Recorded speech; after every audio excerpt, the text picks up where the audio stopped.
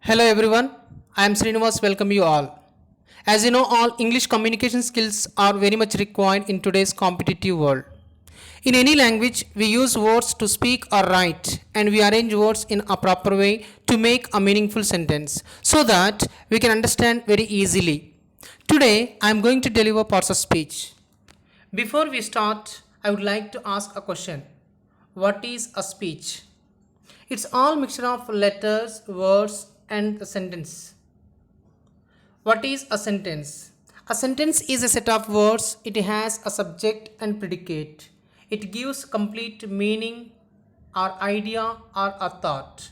What is parts of speech? Parts of speech means all the words in the English language are distributed in 8 parts, which are called parts of speech. Let us see in detail.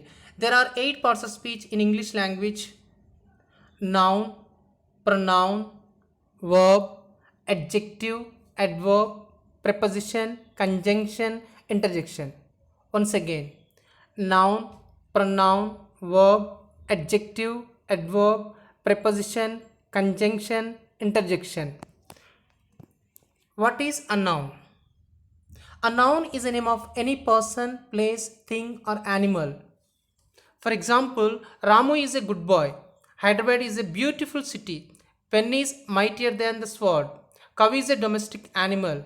In the above examples, Ramu, which indicates name of a person, Hyderabad, which indicates name of a place, pen, which indicates thing, cow, which indicates name of animal. So these are all nouns, which means naming words.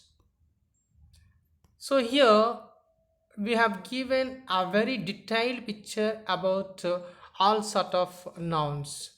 For example, name of a person, name of a place, name of a thing or animals. You can have a glance on it. So nouns can be categorized into 5 types. First one is proper noun, common noun, collective noun, material noun or concrete noun or abstract noun. Common noun can be classified into 2 types: countable noun and uncountable noun. So let us see the variation in between proper noun and common noun. Proper noun means it refers to any specific person, place, thing, or animal. Common noun means it refers to unspecific person, place, thing, or animal, or it is a name given in common to every person, place, thing, or animal of the same class or kind. For example, Ramu is a good boy. Hyderabad is a beautiful city. Cow is a domestic animal. Ramu is a proper noun, whereas boy is common noun. Hyderabad is a proper noun, whereas city is common noun. Cow is a proper noun, whereas animal is common noun. Let us see the third one, that is collective noun. Collective noun is a word, it refers to a group of persons, animals, or things taken together and spoken of as whole. For example, crowd, family, army, bunch, etc. A group of people, crowd, a group of family members, a group of soldiers, a collection of grapes, etc. These are all collective nouns. Let us see fourth one, that is abstract noun. Abstract noun is a word, it refers to name anything which cannot be felt by senses. It is the name of action, quality, or state. For example, honesty, bravery, beauty, joy, hatred, etc. The fifth one is material noun or concrete noun. Material noun is a word, it refers to name of metal or substance from which things are made, such as silver, gold, iron, cotton, diamond, wood, etc. So some more nouns also can be mentioned very clearly, that is countable noun. Countable noun is a word, it refers to name of things, people which we can be counted. For example, book, pen, apple, boy, sister, doctor, etc. Uncountable noun, it refers to name of things which we cannot be counted. For example, milk, sugar, stars, rice, etc. Note. Countable nouns have plural forms while uncountable nouns do not have plural forms. For example, we say books, but we cannot say milks. So the second one is pronoun. Pronoun is a word that replaces a noun, which are used to avoid repeating the same nouns over and over again in a sentence. Pronoun is nothing but here pro means instead. Noun. Pro, noun, instead of a noun. The word which is used instead of a noun, that is called pronoun. For example, Ramu was absent because he was ill. In the place of Ramu, we used here he. He, it indicates pronoun. See here there are many kinds of pronouns: subjective pronouns, objective pronouns, possessive pronouns, reflexive pronouns, demonstrative pronouns. First person singular: I, me, my, mine, myself. Second person singular: you, your, yours, yourself. Third person singular for male: he, him, his, himself. Third person singular for female: she, her, hers, herself. Third person singulars: it, itself. First person plurals: we, us, our, ours, ourselves. Second person plural: you, your, yours, yourselves. Third person plurals: they, them, their, theirs, themselves. So the third one is a verb. What is a verb? A verb is an action word. A verb is an action word or a state of being or condition. A verb is the part of a sentence that tells us what the subject performs. For example, I am listening to English grammar. Second one is Lata is a teacher. Here listening and is are verbs. Here listening means here it is a action word. For example, sleeps, swims, drinks, eats, reads, writes, plays. These are all verbs which indicates an action. Here am is a verb. It indicates state of being. Lata is a teacher. Who is Lata? It indicates, it specifies, it mentions that the state of Lata, the state of being. Here Lata is a teacher. These are all verbs. Next one, fourth one, adjective. An adjective is a word, it refers to describe or modify nouns or pronouns. For example, big ball, round table, sweet mango, loud music, rainy day, blue sky, young boy. For example, rose is a beautiful flower. Here, rose is a proper noun, whereas flower is common noun. Here, the word beautiful which adds extra meaning to the noun, that is flower. Here, the word beautiful, it qualifies, it modifies, it describes a noun, that is flower. So that's why it is called as an adjective. What is an adjective? Add something to the noun, add extra meaning to the noun, that is called adjective. Big ball, big. How is the ball? Big. How is the table? Round. How is the mango? Sweet. How is the music? Loud. How is the day? Rainy. How is the sky? Blue. How is the boy? Young. These are all which indicates adjectives.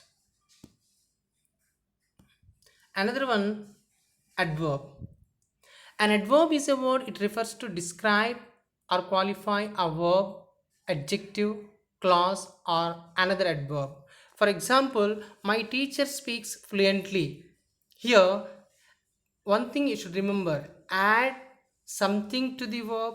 First one, add something to the verb. Second one, add something to the adjective. Third one, add something to another adverb. Let us see, add something to the verb. My teacher speaks fluently. How does teacher speak? Speaks fluently. Here the word fluently which add extra meaning to the verb, or the word fluently, it describes or qualifies or describes speaks. How does he speaks? How does he speak? He speaks fluently. Speaks is a verb, fluently is adverb. Rose is a very beautiful flower. I told you very clearly. The second one is add something to the verb. Very beautiful. Here rose is a proper noun, flower is a common noun, beautiful is adjective. Here the word very, it adds extra meaning to the beautiful. The word very, it qualifies, modifies, describes adjective, that is beautiful. So the word very is adverb. Beautiful is adjective, very is adverb. Here my teacher speaks very fluently. Fluently is adverb, here very also adverb. The third one I told you very clearly, add something to another adverb. Here the word very, it adds extra meaning to the another adverb, that is fluently. So this is all adverb. Let us see in detail. An adverb modifies or describes a verb or another adverb. So if you ask a question by using how, when, where, to what degree or how much, if you get answers, so that is called an adverb. He ran quickly. How did he run? He ran quickly. She left yesterday. When did he leave? Or when did she leave? She left yesterday. We went there. Where did we go? There. It was too hot. Okay, now here the words quickly, yesterday, there, too, these are all adverbs. And also here most of the adverbs ends with ly. Most of the adverbs ends with ly, that is called an adverb. See, let us see the sixth one, that is the preposition. The preposition is a word or a phrase that connects a noun or pronoun to a verb or adjective in a sentence. We can say that here it shows the relation between two nouns. For example, the book is on the table. Here the book is a noun, whereas here table also noun. Here both the nouns. Here the word on, it shows the relation between the two nouns. First one is book and the table, and another one also here they mention very clearly, the children climbed the mountain without fear. Here without, on, without, along, under, for, these are all prepositions. Let us see the seventh one, that is conjunction.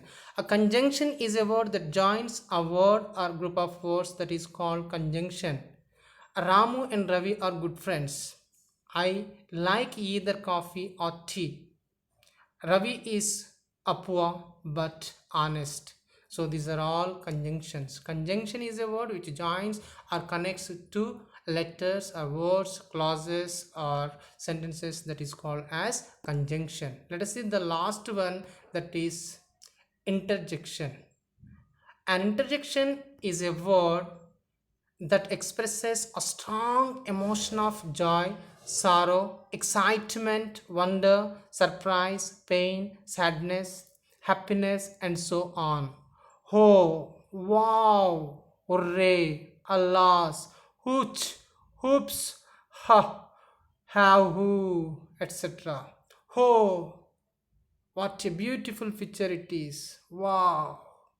Hooray, we won the match. Alas, she is dead. Most of the sentences which ends with an exclamatory mark, that is called as an interjection. So these are all about interjection. Here we can recap what are the parts of speech we learned in this session. What is a noun, what is a pronoun, what is a verb, what is an adjective, what is an adverb, what is article. Articles also here mentioned very clear, because here article is also one of the parts of speech, because here articles here are also called as demonstrative adjectives.